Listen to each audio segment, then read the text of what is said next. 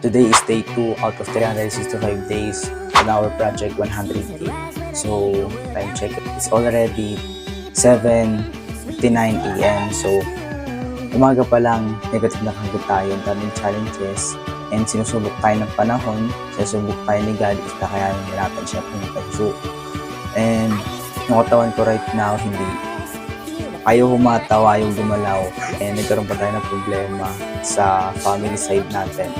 And about sa school natin. So this is just a reminder na umaga pa lang, negative na kagad ako, negative na kagad yung nangyayari sa akin. Ang dami na kagad ang challenges, pero hindi tayo susuko.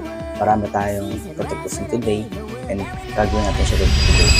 So time check, it's already 8:45 and kakatapos lang natin ng workout, meditation, and also boxing. And medyo nakiklear na yung mind natin, and shift na natin yung negative thoughts natin into positive thoughts. Time check, it's already 4:20, and to be honest guys, hindi ako nakahataw, 30 minutes na nakahataw, and I spend my whole day on bed, and sobrang sakit ng ulo ko. Grabe guys, ito yung effect sa akin na nangyari sa akin kanina, yung negative things. Pero wala na akong magagawa, hindi na ako mag-focus sa mga problema, sa past, focus ako sa present. Kung ano mga kailangan kong gawin, tatapusin ko na kagad. At nagtitik na kagad ako na action.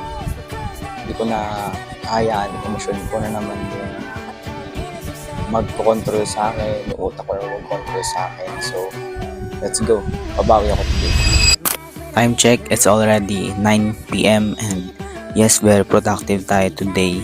And nakahataw tayo na maayos today. Nagawa natin yung mga tasks na kailangan natin gawin. And what's the lesson here? What's the lesson for today?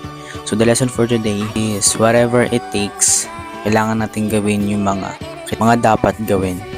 Don't let your emotion, your mind control you. Dapat ikaw ang nakaka-control sa emosyon at sa mga iniisip mo. So yun lang naman guys, and see you on the top.